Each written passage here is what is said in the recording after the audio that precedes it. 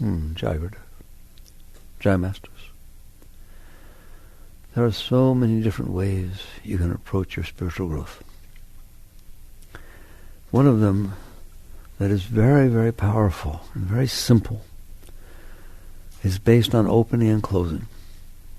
In fact, if you paid attention to this and you worked with it, you don't need anything else. What do you mean opening and closing?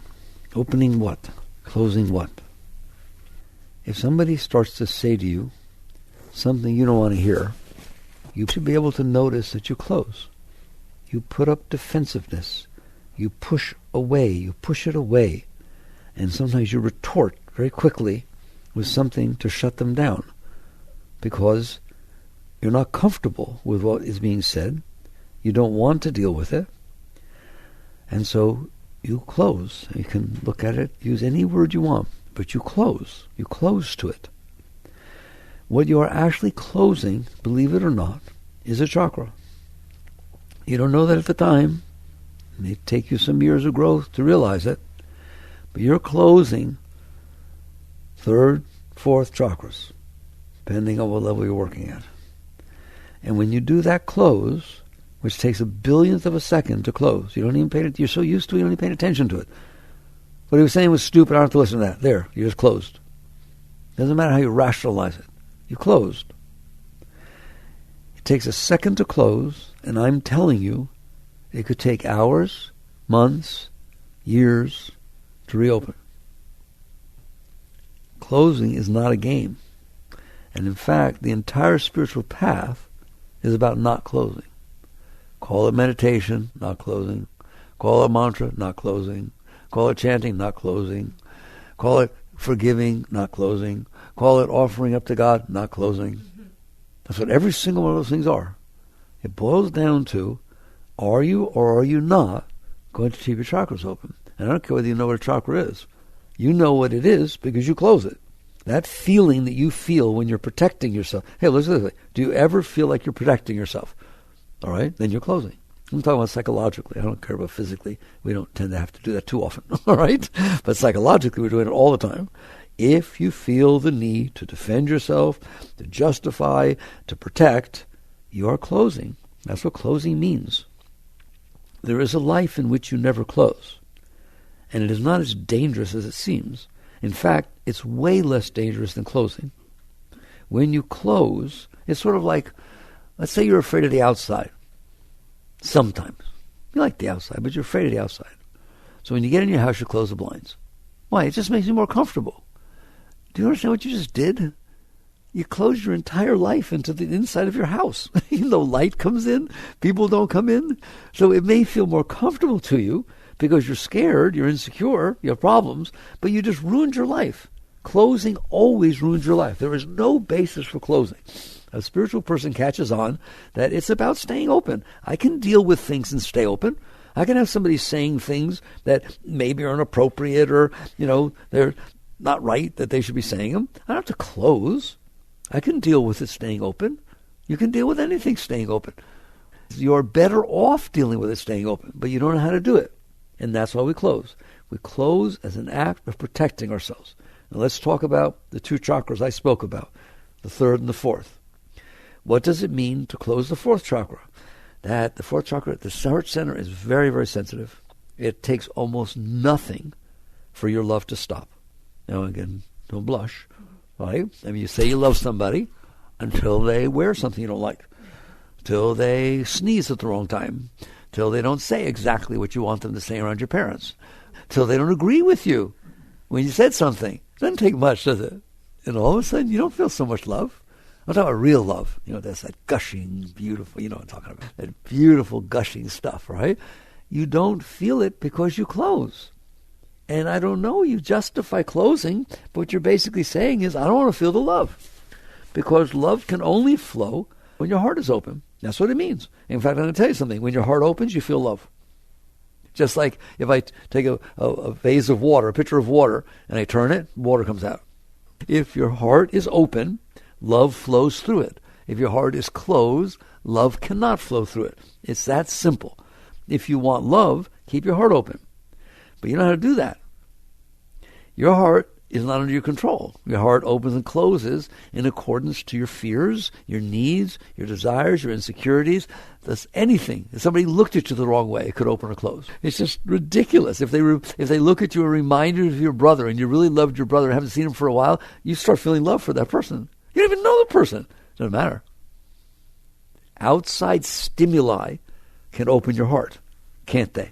And outside stimuli can close your heart.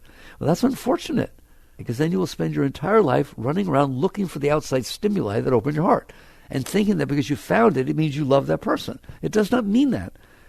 It doesn't mean that. It means that there's something wrong with you and you can't keep your heart open. And whatever it is wrong with you has conditions. And under certain conditions, the heart will open. And under other conditions, it will close.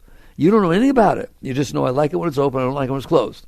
And so now you run around the world trying to find a person, place, thing, dog, I don't care, anything, new car, whatever it is, that opens your heart. And you think you need that. Well, I'm here to tell you, you do not need that.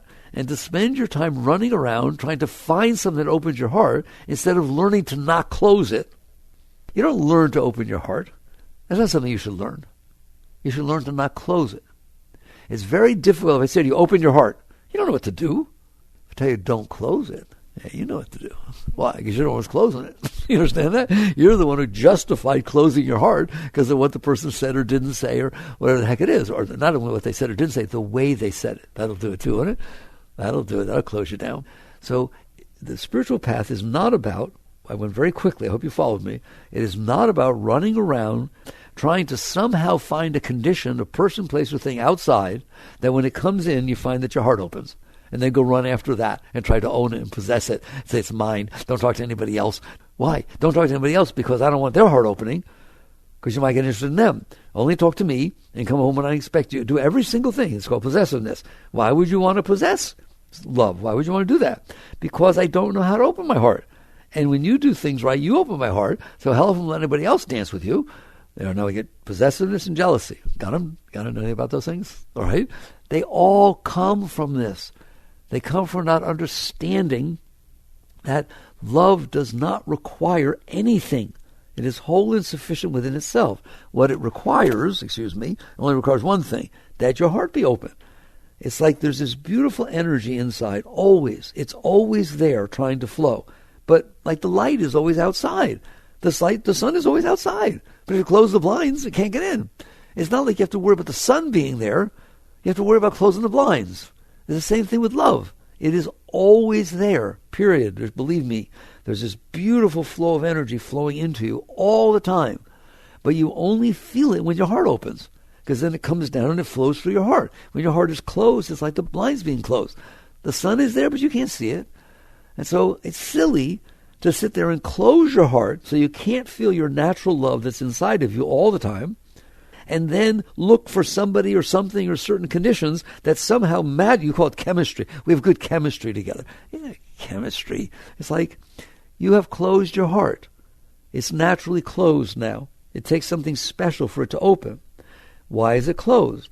Well, I'll tell you what. If I stored every single thing that ever bothered me in my entire life inside of my heart, it'd probably be closed too. You'd be scared to death. You'd be scared to open it. You'd be scared that somebody don't like you. Scared someone's going to hurt you. Why? Because you stored every single thing that ever bothered you inside of you, didn't you? If you store all of this problems and bothers and scary stuff inside of you, your heart is going to be scared. It's going to be uptight. And so now all it takes is the slightest thing outside to remind you of something that hurt you, and you're going to protect yourself. I guess everybody would protect themselves if you sat there and, just let's say you had some bad experiences in life. Make posters of them and put them all over your house. So every place you went, it reminded you of the bad experiences you've had. You gonna have a nice experience? No. You'd be scared to death to come home. All right, well, that's what you've done with your heart. You stored all these things that bothered you, that scared you, that hurt you inside. So now you're extremely sensitive and very much afraid of things. But if something happens to be just right, it matches what your brother looked like when you got along with your brother, and the song was playing that you first danced with the time you met this person. It takes the slightest little thing, you understand that? And all of a sudden the heart opens. You say, oh, I met somebody. You didn't meet anybody. I'm not very romantic, am I? Right? What happened was situations out there interacted with the stuff you stored inside, and sometimes they hit the stuff you stored that was nice. Most of the time they hit the stuff you stored that wasn't nice. And all of a sudden you're either opening or closing. So you have a choice. Go out there and try to make that. You can't even make it happen. Just kind of walk around in a daze trying to see if it'll happen. And that's why when it happens, you grab it. The trouble is, if you haven't caught on yet, right? Now I talked about fourth chakra. The third chakra is very, very gentle, right? Now you understand, the fourth chakra is the energy door to allow love to flow through. That's all it is. If it's open, you're fine. You're in ecstasy. You're filled with love. You're filled with joy, filled with excitement, filled with enthusiasm, filled with passion. Kind of nice stuff when that heart opens, isn't it? Right? It's precious. The problem is you have a whole other center, your third center. I've explained, it's very, very important, your third chakra. It is what we call your social center. One's your love center. The other's your social center. What does that mean? I'm in here, and you all are out there. I need to interact with you. I don't know how to. I don't know how to present myself. I don't know how to be the way you'll like me. I don't know how to say the right thing. Do you understand that? I don't know what to wear. There's a lot of things involved in the social stuff, isn't it? And what it basically boils down to is, I'm in here, and you all are out there, and what's my relationship with you? Well, if you don't like me, that's not comfortable. If you like me, that's comfortable. We're not talking about love. Right? We're just talking about being personally comfortable as opposed to being personally uptight. All right? We're far away from love at this point. The third chakra is at that level. It's all about, some people say, well, I don't know why I care so much what people think about me. Believe me, just go explore that one. That's very, very deep. That's third chakra. You do care what people think about you. Do you understand that? Somebody walked up to you and said, somebody came to me, you don't know them, but somebody came to me the other day and said that someone they knew who I don't know didn't think very highly of you. You get upset. Who? It's adorable. All right? It's like we are very, very sensitive in the third center, because I'm telling you, what that third center is doing is as follows. I exist. You in there? Hi. You're in there, eh? Okay. You're in there. Do you know who you are? Of course not. You're just in there. Yeah. I'm just in here. I'm in here. Okay? And then there's all these things out there. I need to develop a relationship so that I know who I am. I'm the person you like. I'm the person you don't. I can be the person you don't like. That's okay. Just don't. If I'm the person you don't like, don't come and be nice to me, because I'll get weird. It would be very confusing to me. So I develop what psychologists call a self-concept. I develop this mental image of myself, and that's how I interact with everybody outside. Based on it. It's okay if somebody doesn't like me, as long as they know they don't like me, and they behave in the same way, etc. So I can handle that. But if somebody who's supposed to like me behaves in a way that is not what I expect, how you doing? You get kind of hurt, don't you? You get kind of upset. You kind of get all weird. And if somebody who doesn't like you, you've never gotten along with, all of a sudden comes up and is very lovey-dovey and nice, yeah, get away from me. It's weird you out. Okay? You have developed a concept of yourself that allows you to interface with the outside world. Why do you need that? Because I don't know who I am. I came down here, I'm inside this body, I look out through these eyes, as I do who I am. I never even thought about it. I only thought about being accepted. I only thought about, since I was the youngest thing, make up who I am and then try to put it out there and have everybody agree and feel comfortable with it and make sure that when I see them, they know they'll be the same way next time. You don't want to sit there and have people different every time. And so what you're doing is trying to define yourself through the mirror of everybody else. And that's why you try to prove yourself. That's why you try to do well at whatever you do. That's why you try to get the A's. That's why you try to do the different things. You try to excel so that you can prove yourself. You're trying to prove yourself.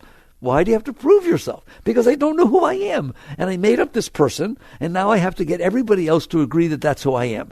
I am the best, or I am this, and I'm dark. That's who I am. I'm nobody. I'm the bottom, right? Whatever it is, care what personality you develop. It's not who you are. It's a concept of yourself that you made up and created in order to feel safe interfacing with the rest of the world. And there you are. That's all. Some people have to dress meticulously. Some people are ripped. There's no particular, it doesn't matter if you're wearing schlump or you're wearing suits, all right? That's your self-image. That's how you're presenting yourself. Take somebody who wears suits all the time and make them wear schlump to work. They would die, right? Take somebody who wears schlump to work and have them wear a full three-piece suit. They would never go to work. Don't kid yourself. It's all exactly the same thing. And that is third chakra. So to tell me you don't know about the chakras, you know about love, don't you? You know when it opens and that go, okay, good. You know about this stuff, don't you? Way too much. And so what happens if you feel love, let's watch what happens. It happens to all of you. You feel love. I told you it's just magic. It's the magic that it hits your stuff just right, and you feel comfortable opening. For that moment, you open, right? And when you open, I'm telling you, love flows. It's not the person. Love flows because you opened your heart. Now, the minute you feel that openness, you like it? Oh, that's nice stuff. I like that. I like that. Because you like it, you want to keep the person. You want to keep that which made that happen. Why? Because you don't know how to make it happen. That person made it happen. And I guarantee you, if you had never met the person in your life, all of a sudden you bump into a grocery store and it just happens. Ask me, do I believe in love at first sight? I absolutely do. All it takes is a moment for your stuff to hit just right, and your heart opens. There it goes. You didn't even know the person 10 seconds ago. That takes place. And I guarantee you, somebody else walks in of your same gender to talk to that person, you get jealous. You get scared. 10 seconds. That's all it takes. You start feeling that thing. Why? Because you have need to define yourself. You have now defined yourself. It happens very quickly when you feel love. You define yourself as somebody who loves this person, somebody who feels love around this person. Well, the moment you start defining yourself that way, you've now defined your relationship with everybody else concerning that person. Stay away. It's mine. That's third chakra. The problem is when you start operating from the third chakra, possessiveness, jealousy, insecurity, need, all this kind of stuff, which of course you do because you want the love. You don't understand. You ruin the love because you bring the energy back down to the third chakra instead of letting it flow through the fourth. Know anything about that? I bet you do. This is why we have so much trouble with relationships. So a wise person catches on and they deal with the energy itself. That's why I talk to you this way. It is not about finding a person. There's nothing wrong with having a relationship at all in any way, shape, or form. But it should be based upon the fact that I am in charge of my heart being open, not you. I do not need you for my heart to be open. It's your heart. If you learn to open your heart and it's open, you feel whole and secure within yourself, then you share that with people. It's a beautiful relationship. There's nothing wrong with it in any way, shape, or form. Don't misunderstand anything I'm saying. But to not be able to work with your heart, to not know what it's like to keep your heart open, and have to have something outside stimulate your own heart to open, that's where dependency comes from. You know what you're dependent on? I'm dependent on you making me feel good. Why? Because I don't know how to make myself feel good. I didn't feel good till you showed up. And so now I'm dependent upon you to keep my heart open. And it can't work. It can't work. The very fact that you're dependent means you came down to the third chakra, because it defines the relationship between us, and I will become manipulative. Remember that song, You Only Hurt the One You Love? Right? That's right. Because you are attempting to manipulate that person to be the way you need them to be so you can keep your heart open. The minute you start playing that game, just kiss it goodbye. You just close your heart. The heart cannot stay open in the conditions that you're channeling your energy down to this possessiveness and jealousy and insecurity and need and all that kind of stuff. That's third chakra stuff. The heart is beautiful. The heart is just giving, open, free. That's very different than this. So I've only talked about two chakras, two centers. You know everything about them. You live with them. You interact with them every single day. They're supposed to be open. Your fourth chakra is supposed to be open all the time. If you go to give a talk at class or in a public speaking place, third chakra says this: oh my God, I don't want to do this. I don't feel comfortable. Remember last time when I went in fifth grade? And I think it was last fifth grade. Of course, I'm in college now. And I did that, and the kids laughed. I don't want to go. I don't feel comfortable. I could call in sick. That's third chakra, right? You know what fourth chakra says? Oh boy, this is going to be fun. This is great. I can't wait. I feel so inspired. I can't wait to get, are we there yet? Is it time? All right. Oh my God, this is exciting. That's fourth chakra. Which one you want? They're both inside of you. It depends on what level you're interacting with. So eventually you have to decide, do you want to continue go out there and becoming dependent upon situations outside being a certain way, and you don't even know what the way is, by the way, so that it might get your heart open, so you might feel inspired, and you might feel comfortable, and you might have a few moments of high before you ruin it? Or do you want to learn to open your heart? Do you want to learn to get back to your natural state where you don't need anything? You're whole and complete within yourself. Why? Because you're not, how do I say it? I finally say it this way.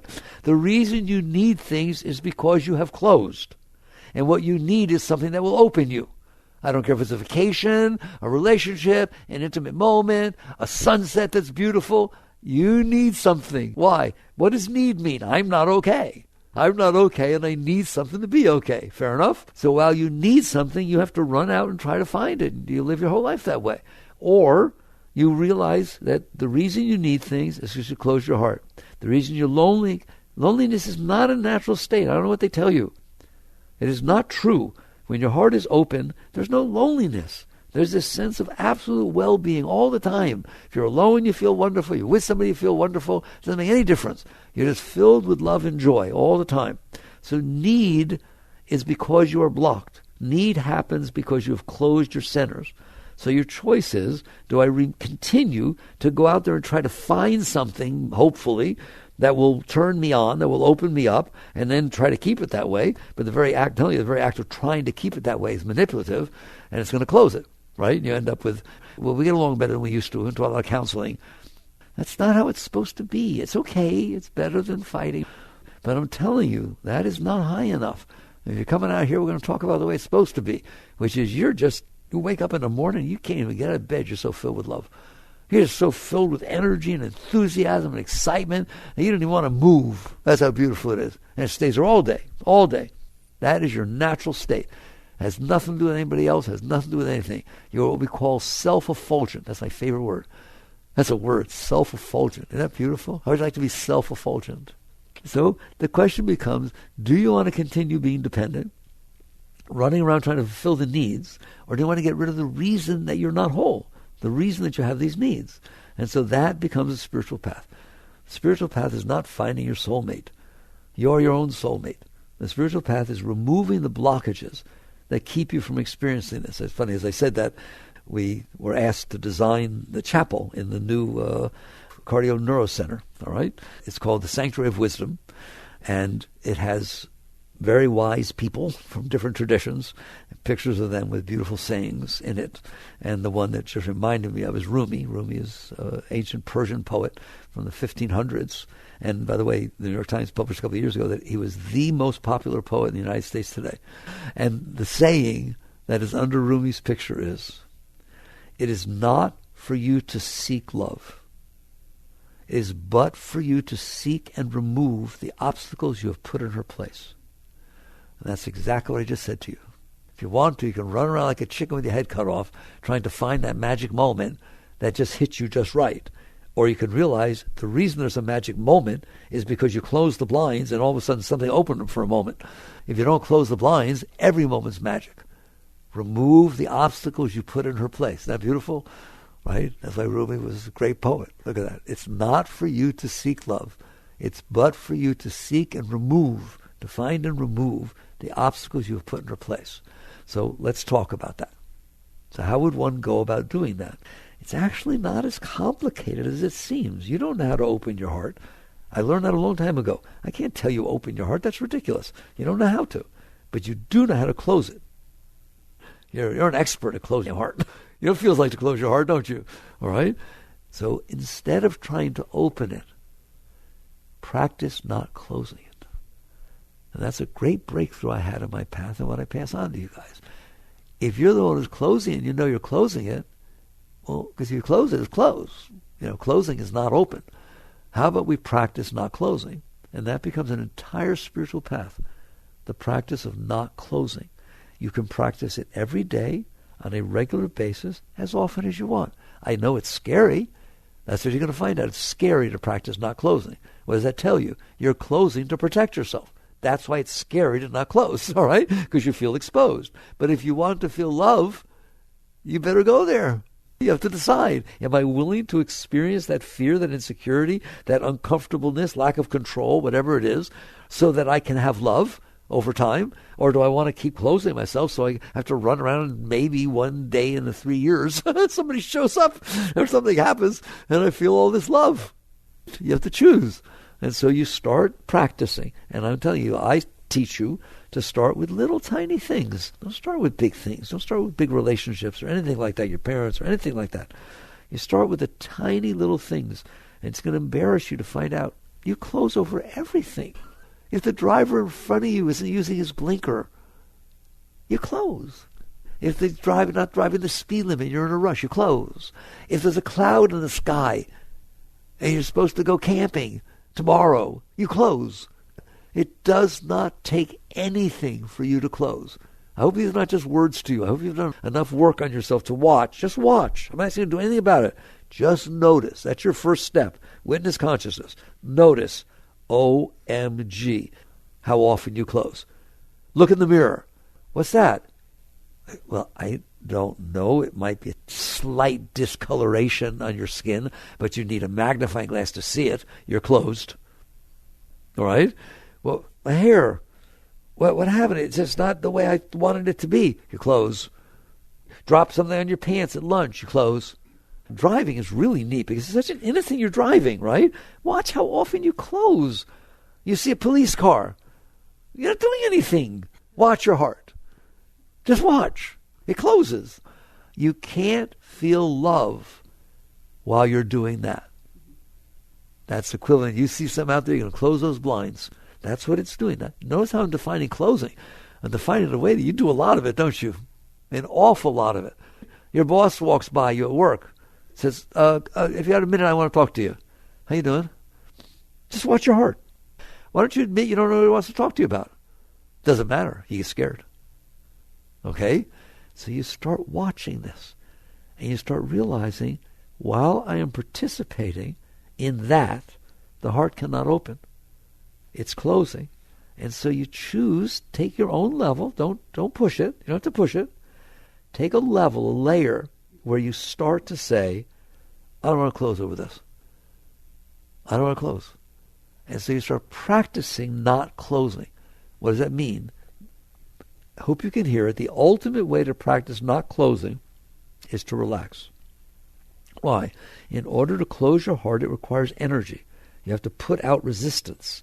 If instead you relax, it will sit there in limbo. It won't necessarily open, but you didn't participate. How about I say this? The heart is in the habit of closing. I'm not even telling you to stop it from closing. I'm telling you not to participate in the process of closing. There is a difference. Something happens outside.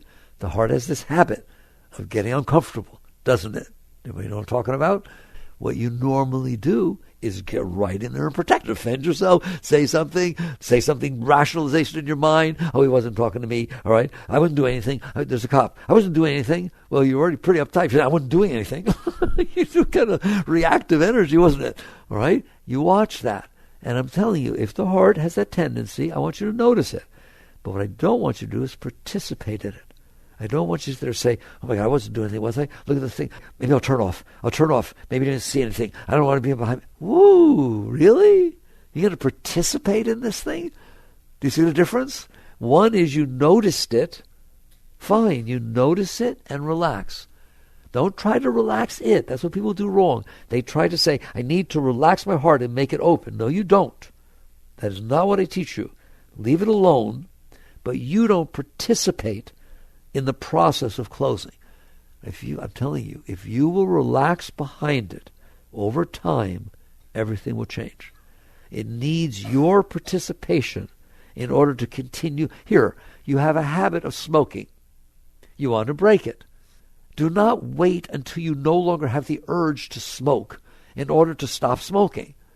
But then you say, well, but if I have the urge, I'm going to smoke. No. But I can't make the urge go away. Yes. So what do? If you feel the urge, don't participate in it. It's okay to feel the urge. In fact, you have no choice. Otherwise, you're going to suppress, and it will get worse. I'm drawing the analogy for you. If you feel the urge and you want to stop smoking, then notice the urge and relax. As opposed to notice the urge and do something about it. Anything you do about it. Maybe I'll just pick up a cigarette. I won't light it. Don't act on it. Don't let it make you participate in what it's doing. It is okay to feel the urge. You have no choice. Suppression does not work, and you have a habit of the urge. So I'm telling you, fine, you're going to feel the urge. The question is, what do you do about the fact you felt the urge? Not how do I stop it from happening, how do I stop the urge from happening? What do you in there do about the urge? And I'm telling you, it took me years and years and years to catch on here. The highest thing you can do is relax. Not make it relax. Don't you dare think that because I told you to relax, the urge will go away. That urge is none of your business. What's your business is your participation. So you relax. People say, I want to do something about it. Do something about it. Relax. That's what you did about it. Disengage and relax. I often say to you, relax and then notice where the urge is coming from and lean away from it. Are you willing to become a conscious being inside and actually work with yourself? You have to be able to sit in the presence of the urge to smoke if you're going to stop smoking. You got to deal with it that I need to decide that I want to not smoke more than I want to participate in the urge. And the highest way to do it, I'll give you the highest path. I don't care if it's drinking, smoking, or closing your heart. They're all the same thing. There is a tendency inside to go to a certain place, to close, to drink, to smoke. All right? At that moment, what are you going to do? Don't wait for the moment to go away. Don't give me that. And don't impress me. You don't understand making the urge. Yeah, you're right. I don't understand. You're in there. There it is. Relax. It's the highest thing I teach you. Relax. Just relax. Breathe. Relax. What'll happen? Yukteswar Yogananda, a great master, an ignored guest quickly leaves. That's what he's talking about. If I don't go with the urge to smoke, guess what will happen over time? The urge will stop. You should cry when I tell you that. It's not like you have the rest of your life. You have to walk around and deal with that urge. If you don't participate in it, you're not feeding it the energy it needs to continue. And the next thing you know, you're not feeling the urge. And the next thing you know, you can't even imagine why you ever smoked. Seems like the dirtiest, filthiest habit. It doesn't smell, your clothes smell, you stand outside when you're eating. Like, wow. And all of a sudden, you're liberated, you're free. Same thing happens inside. Right now, it seems perfectly reasonable to participate in the closing of the heart. Well, if you don't want love, go ahead, all right? But if you want to have a life filled with love and inspiration and excitement and enthusiasm, then learn to not close your heart. How? I just told you. I know it seems too simple. It wasn't about alternate nostril breathing. It wasn't Bastrika. There weren't any asanas. You can do all those. We'll talk about that in a minute. But what it said was, are you in there? Do you want your heart open? Don't close it. But I'm going to qualify. Don't participate in the closing. That even lets you off the hook more. Don't participate in it. If you will relax behind it and lean away, relax and lean away, it will get gentler and gentler and gentler, and pretty soon you wouldn't even understand why you ever did that. And now all of a sudden, at that layer, that's a layer of difficulty that you transcended. That's what it's calling. You transcended that layer. You transcended the fact that there was a dark cloud, somebody said hello or didn't say hello. You know, some of you like didn't say hello, some of you don't like said hello. Just, that's a layer. It's a layer of difficulty that you used to not be able to handle, and now you can, right? Then another layer will show up, a little stronger. That's fine. Now that you learn to play ball this way, you will learn to relax at the next layer. And the next thing you know, you start to handle stuff that you never would have imagined you ever be able to handle. Unbelievable, right? And the next thing you know, you're feeling this strength. But the heart doesn't just give you love, it gives you strength. Have you ever had your heart fall out from under you? You ever feel strong and this and that, and all of a sudden something doesn't happen, just the tiniest little thing, oh, all of a sudden, how'd you get there? You don't even want to be there anymore because your heart, a strong heart took you there. Now you have a weak heart. Yes or no, right? It's called your heart fell out from under you. That's exactly what happened. The energy was coming up. It was feeding your heart. You felt strength. So it's not just love. There's strength. There's inspiration. That literally your physical heart feels like it's lifted because the Shakti's coming up into that center. But then your third chakra closes because you get scared or somebody says something. Boom, it falls. And you're left there holding the bag. It's just like, you wish you could just melt into the ground and disappear. I'm sure you've had the experience. You're dealing with chakras. Just to describe it, when you say my heart fell out from under me, that's what happened. So you have to decide, do I want to do this? I can inspire you, but you have to decide. And then if you decide, start with the little things, just the tiniest little things that now you're willing to get all involved in and worry about and talk about. And, why didn't she call? I don't know. She said she called. I don't, maybe she's not okay. Well, maybe she is okay. She doesn't like me anymore. I don't know. What are you doing? You obviously don't know why she didn't call, or you wouldn't be doing that. Your mind should have the right. If you go to your mind, well, why didn't she call? It turns right back and says, I don't know. That should be the end of it. But you should know. I don't know. But maybe you're just making that up. Your mind should fight with you. Don't make me neurotic. I don't know. There, that's the end of it. I don't know why she didn't call. Well, start dealing with stuff that way. relax and release. Do it with smaller things, then bigger things, then bigger things, and eventually the habit to close will fall away. And the next thing you know, this strength that you're feeling will get stronger and stronger, and then all of a sudden you hear a bird chirp, and you'll feel love. Like the only time you felt that was the first kiss of your beloved, because a bird chirped, or a kid laughed, or because a breeze blew by you. Oh, it's getting fun. And it doesn't take anything for your heart to do this. So the net result is you learn to not close. It's a very deep thing I taught you. Everybody's out there trying to feel this openness, right? Just learn to not close. Play with it. Practice it. Make it. I don't want you to see like, you grew up in a generation where you do video games, right? It's a video game. It's an internal video game. And the video games, you go from layer 1 to layer 2. Well, from chakra 1 to chakra 2. All right? They're just layers inside yourself. And you can work with yourself. And if you don't get it right, you fall back down. Fine, get back up. Work with it. If you will work with yourself on a regular basis, I am telling you, I don't care how meek you think you are, I don't care how weak you think you are, I don't care how sensitive you think you are, every day you can change it. Just little by little, every day, take little things that you have a tendency to get uptight and close about that are silly, to be so sensitive, and then work with yourself. Now, if you can't relax and release, there's something happened and it's too strong for that, then you use the other techniques I've taught you. I've mentioned them to you. Use affirmation. If something really got you and you're starting to get scared, just sit there and say, I'm sitting on a planet spinning in the middle of nowheres. I am sitting on a planet spinning in the middle of nowheres. And visualize the planet. I'm telling you, you can raise yourself. You can use your mind to help you instead of hurt you. Right now it says terrible things to you. You blew it. Oh my God, no one will ever like you again. Oh my God, why? Because I sneezed. Doesn't it do that?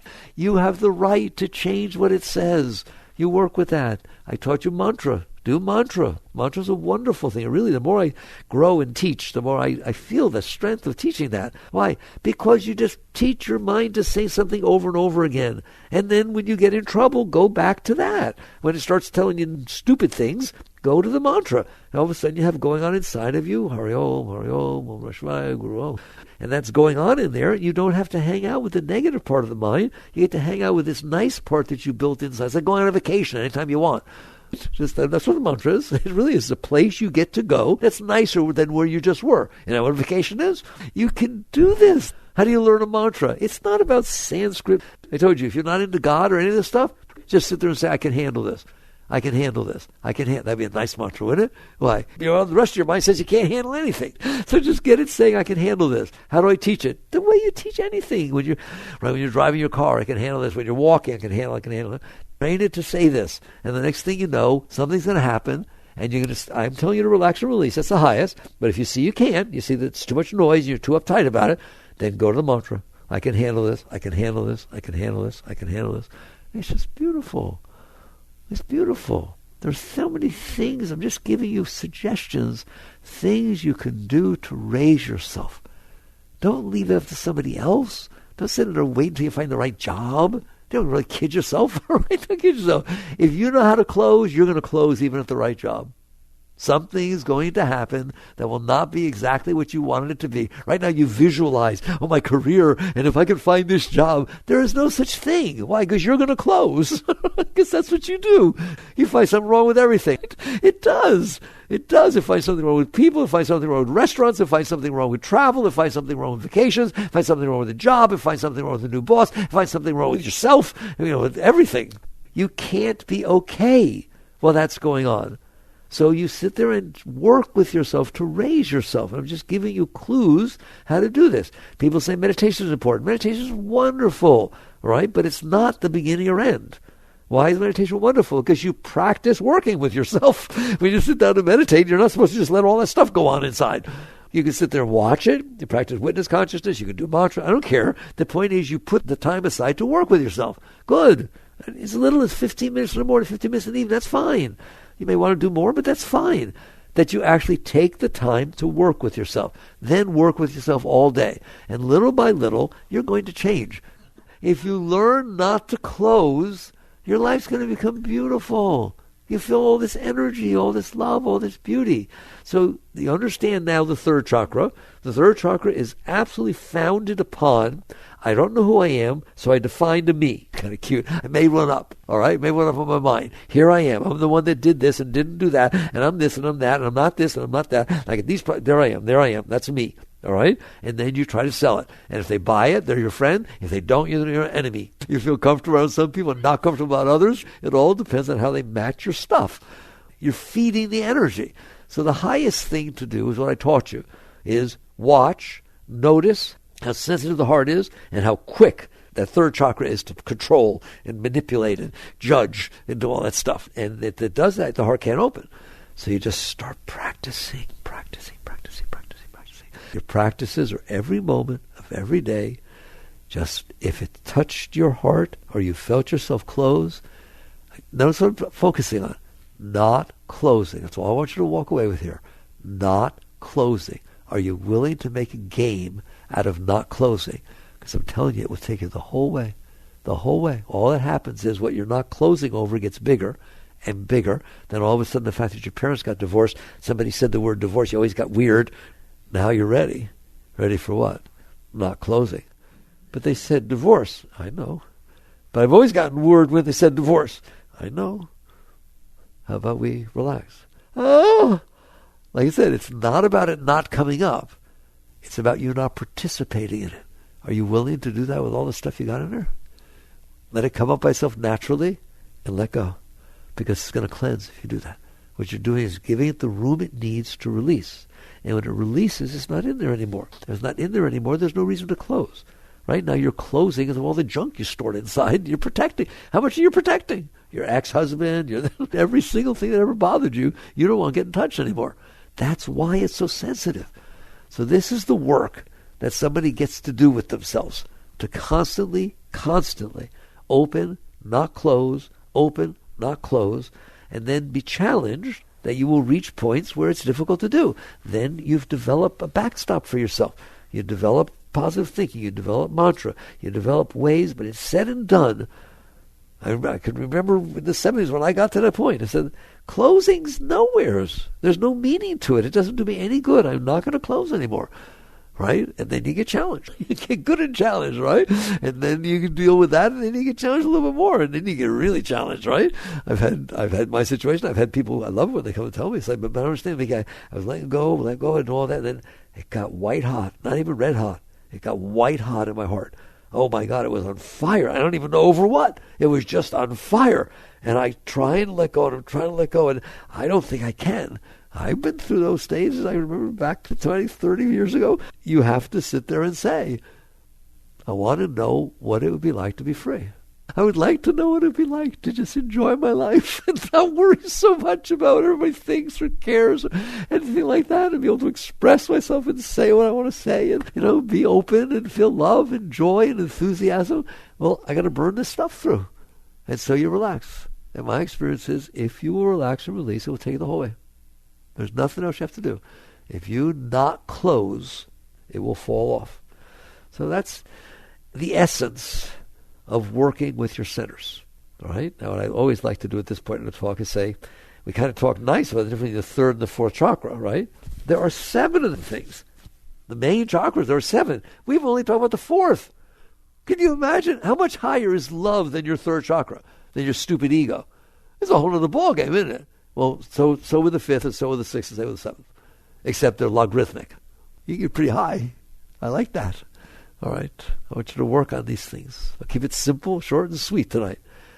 Practice not closing. Raise yourself. Work with yourself. And next thing you know, you'll be happy all the time, be filled with love all the time, filled with joy all the time, no matter what's happening. Now come out and help everybody. Come out and raise the world. All right. Very good. Chakra.